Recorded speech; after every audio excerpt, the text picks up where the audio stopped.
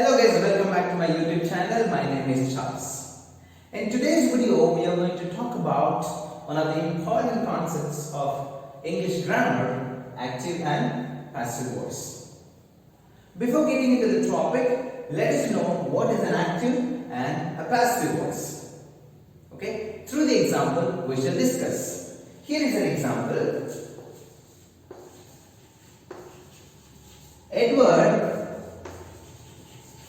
plays the keyboard.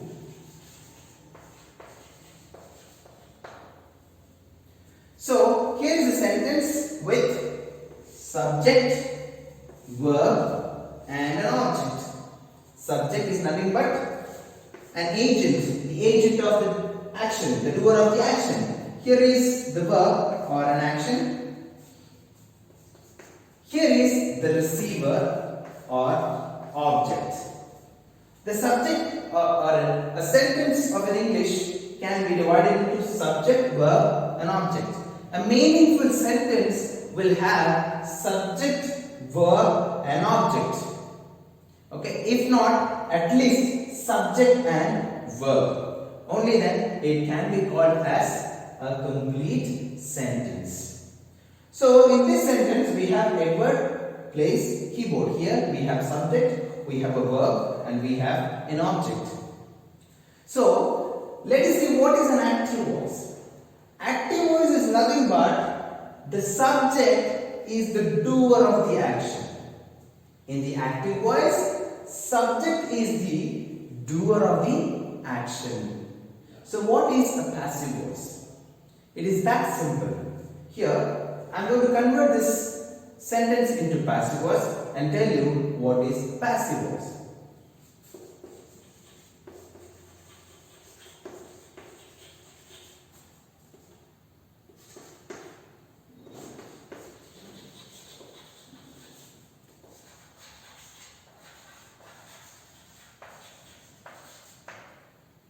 So the sentence has been converted into passive voice. Look at this example, look at this sentence. The keyboard is played by Edward. Look at the changes that have happened when we convert an active into a passive voice. Okay, here the subject has gone to the other side, the object has come to the subject part. So the conclusion is, in the active voice, the subject is the doer of the action. In the passive voice, the subject is the receiver of the action. Here, Edward is receiving the action. Okay? Did you understand? In the subject, in the active voice, subject does the action. In the passive voice, the subject is the receiver of the action. The subject and the object gets interchanged. That is simple explanation for active and passive voice. Let us discuss in which are the places we can use passive voice. To eliminate the mention of the agent or the doer of the action, let us see an example. John was found sleeping. So here, John was sleeping actually. Okay, somebody found John was sleeping. We don't know, we don't want to mention who found John was sleeping. Here, the main thing is we need to tell that John was sleeping. We don't know, we don't want to mention who found that. So we use passive voice in order to avoid the mention of the agent. Okay? The second use, in order to give more emphasis for the recipient of the action.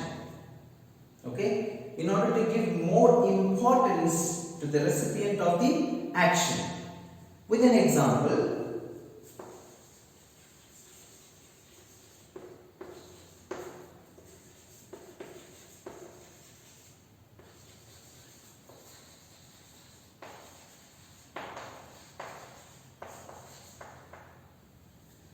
Look at this example. English is spoken all over the world. We have not mentioned who speaks. We have given more importance to English. We have given more importance to the English, not the people who speak. Okay? This is where we can use passive voice. Okay. And the third usage is to make impersonal statement.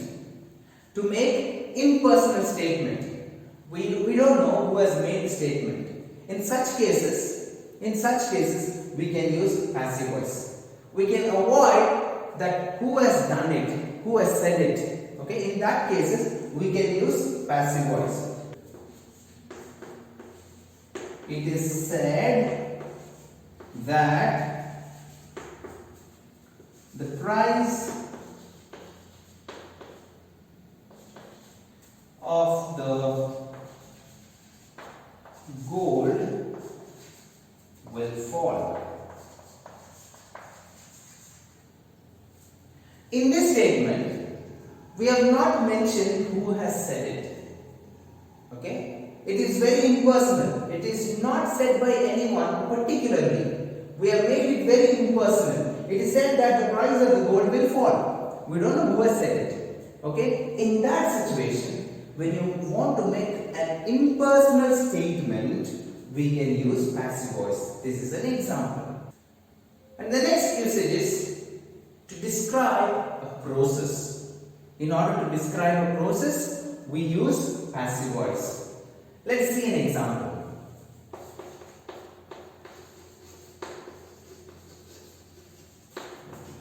Oil and sugar is added. Okay, roughly this is a process of preparing coffee or tea. Okay, first water is boiled and sugar is added. We have not mentioned who is supposed to do. Just we discussed the process of preparing coffee or tea. I don't know if this is the way of preparing coffee or tea, but it is a process. Okay, fine. The next usage is to define something. Okay, we must have come across many definitions. For example, a word that is describes an action is called a verb. So we have used passive voice in order to define something. We have defined a verb. A word that describes an action is called a verb. So passive voice is used in order to define something. And the next usage is in order to narrate an incident or an event. Okay, we can narrate an incident or an event through passive voice. For example, a man was stopped on the way and he was attacked. In this example, we have not mentioned who did that, but he was stopped and he was attacked. Okay, in order to narrate an incident, in order to narrate an event, we can use passive voice. Okay, and the next usage is in order to advise or suggest or to warn. Okay, we can give warning, we can advise, we can suggest through passive voice. And the next usage is in order to narrate a historical event. Okay, the history also can be narrated through passive voice. There are also some of the other usages, like you can write a notice. So notice is generally written without mentioning the doer. Okay, and we can also use in announcements, in request, and in classification. These are some of the places, roughly around 10 to 15 places we can use passive voice. Okay, these are the different usages that we can follow while using passive voice. Now let us know how to convert an active into passive. I have given the list of changes from the active voice to passive voice. Okay, please go through the table and make a note. That's a simple way of changing the active into passive. Okay, fine. Here are certain conditions in order to convert an active into passive. Not all the sentences that you get to convert from active to passive are as simple as that is given in the table. There are certain conditions that you need to follow. What if the sentence has two objects? Okay, so I told you it should have subject, verb and object. Imagine that has got two objects. The sentence has two objects, preferably direct object and indirect object. What can be done in that way? For example, I taught him handwriting.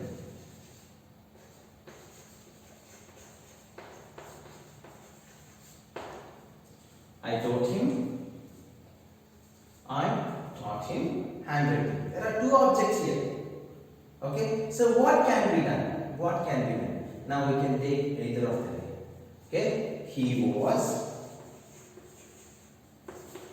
taught handwriting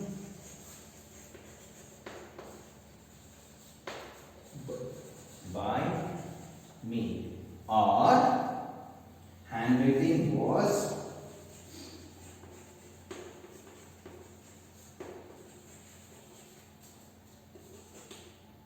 taught to him by me. So this is a transitive verb. You know what is the difference between transitive and intransitive. The transitive verb has an object, that means the receiver of the action. An intransitive verb will not have the receiver of the action. So here we have two objects. So even this way also can be converted. Okay, make a note of this. So this is one condition when we have two objects. Okay. When we have a prepositional verb, okay, we have a prepositional verb in a sentence. The prepositional verb should not be dropped when we convert an active into passive. Let us look at the example.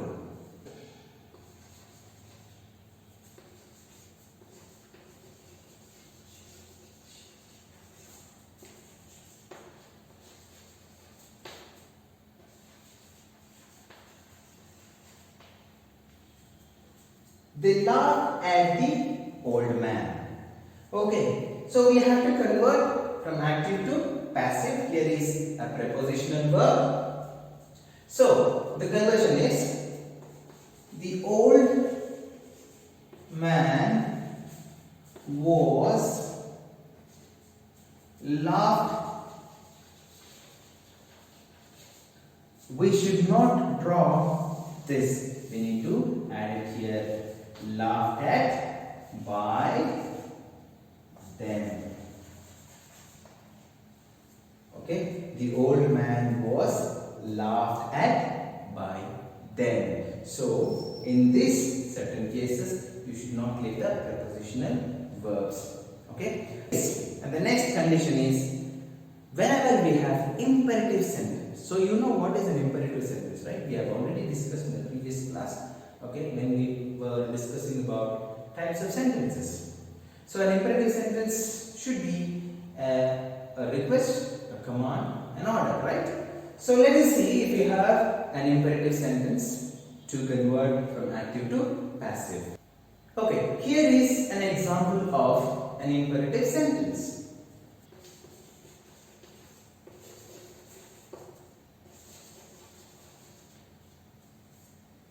So close the door is an imperative sentence, right? So what can be used in such cases? So in this imperative sentences, whenever we have imperative sentences, the word that should come to our mind is let and be. Okay, these words should come to our mind. Okay, let and be should come to our mind. Okay, let me change this sentence. Let the door be closed. While converting an active to passive, all the verbs they will change it to V3 form. You have to change them into V3 form. Sometimes a transitive verb can give a passive sense. They are called quasi-passive sense. For example, sugar is sweet. Sugar is sweet. So, can we change this sentence into passive? Yes, we can. Okay, sugar is sweet when it is tasted. Okay, this is one example.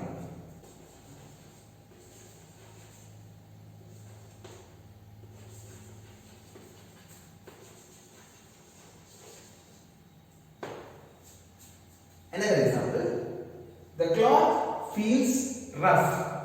Can we change? Yes. The cloth feels rough when it is worn. So this is also we can change them. These are some of the examples of quasi-passive voice. Okay, please be careful while converting from active to passive. You need to observe the sentences. Okay, the next condition is converting a question, an interrogative sentence, into passive voice. Let us see.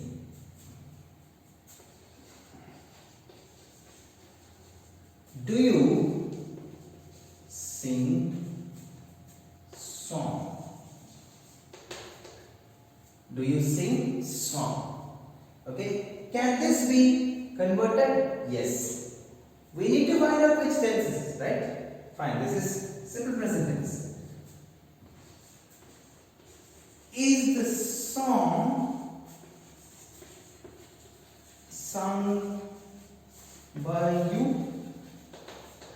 The question. So this is that simple. What I did is simply I followed the table. Another example of a different tense. Okay.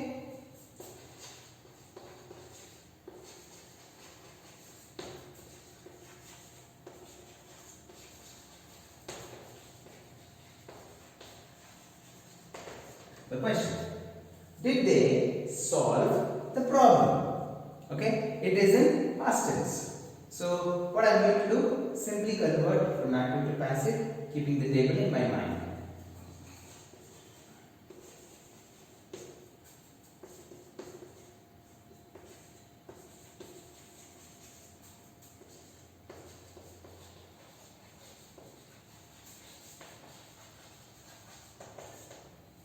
It is that simple. Was the problem solved by them? Easy. Okay, all you need to do is you need to keep the table in your mind. Okay, I'll give you one. Okay, it's a simple hint that I want to give you, I want to share with you. If the verb is in ing form, with continuous form, you need to keep in mind being. Okay, for ing. Okay, if the verb is in ing, we have to use being by converting the active into passive. If it is have or had, if it is perfect tense, just perfect tense, present perfect tense or past perfect tense, we need to use being.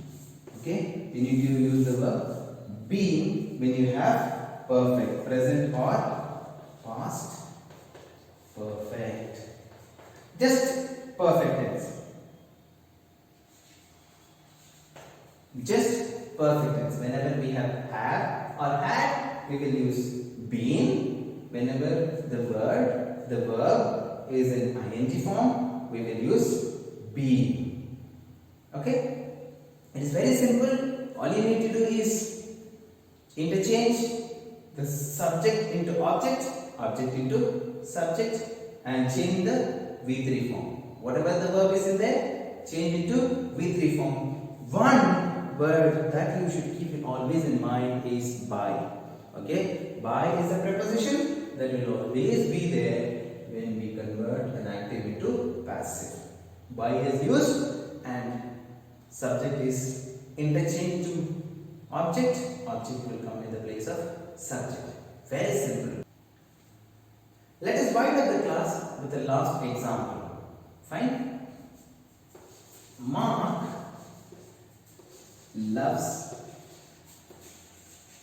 English. Simple example. Mark loves English. So we need to divide them into subject, verb, object. First rule, subject, verb, object. Subject, verb and object. We have divided them. So what we need to do? We need to interchange. So English comes to the subject. English, which tense is in? It is in simple present tense. We use is. So the loves, V3 form is loved. And the subject becomes the object. Sorry. We forgot. So we need to bring the preposition by and subject becomes object. Okay. That is all the conversion of active into passive. So we have discussed which are the places we can use passive voice, and also we have discussed certain conditions. Okay. If you have any doubts or queries, please do comment in the comment box and I will answer you there. If you have felt my class is entertaining and knowledge gaining, please like my video, subscribe and share. Thank you.